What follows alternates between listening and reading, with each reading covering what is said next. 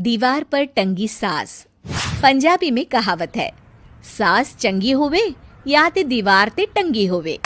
संगीता की शादी भी एक ऐसे ही घर में होती है जहां उसकी सास दीवार पर टंगी होती है।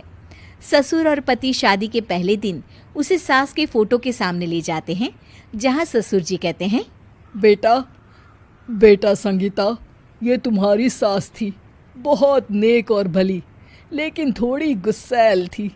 गुस्सा आने पर सब तहस नहस कर देती थी, पर अब ये इस दुनिया में नहीं है। हाँ संगीता, माँ होती तो तुम इनकी कोई बात टाल नहीं सकती थी, वरना तो माँ घर में भूचाल ले आती। संगीता मन में खुश होती है कि अच्छा है कि ऐसी औरत अब इस घर में नहीं है, लेकिन दिखावे के लिए वो जैसे ही सास की फोटो के सामने हाथ जोड़कर खड़ी होती है, ये क्या?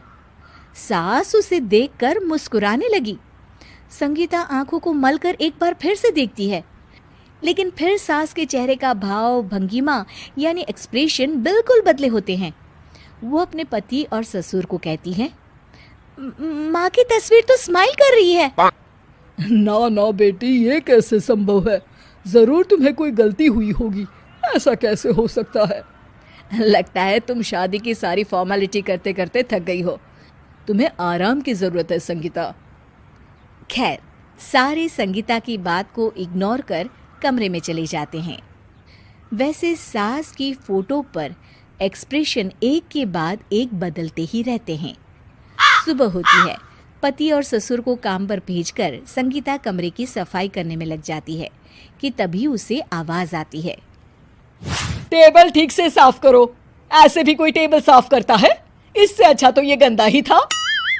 किसी औरत की आवाज सुन संगीता दंग रह जाती है और सोचने लगती है कि आवाज कहाँ से आई।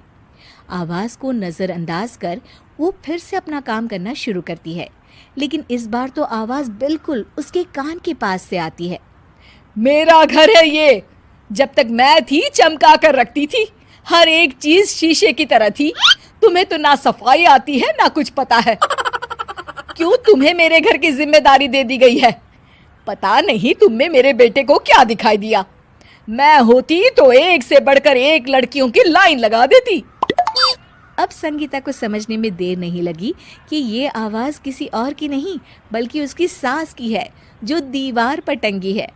वो उसके पास जाती है और कहती है, नमस्ते सासू माँ, मुझे तो कल ही लग रहा था कि दीवार में कुछ काला है। वो दीवार नहीं, दाल होती है पगली। सही पकड़े हैं सासू माँ। तो क्या हो गया आपको जो आप यहाँ भी चैन से नहीं बैठी हैं? सुना मैंने आपका व्यवहार काफी गुस्से वाला था। चुप रह तू, ज्यादा बकर बकर ना कर। घर का काम करना तो आता नहीं, आई है मुझसे बहस करने। हाँ देखिए सासू माँ, मैं आपसे साफ साफ कह देती हूँ, मुझसे पंगा लेने की कोशिश मत करिएगा। तभी पीछे से संगीता का पति आता है।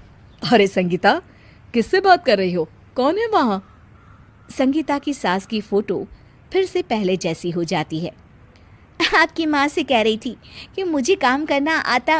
अरे संगीता, माना सास के ताने हर बहू को अच्छे लगते हैं, लेकिन यहाँ तो माँ है ही नहीं, तुम तो फोटो से ही। तुम भी लाजवाब हो संगीता। किसी को विश्वास नहीं होता कि संगीता अपनी मरी हुई सास की फोटो से बात करती है। वहीं आए दिन संगीता की सास संगीता को किसी न किसी बात पर आते जाते ताने देती। संगीता को भी अब सास के तानों और उनसे बात करने की आदत हो गई।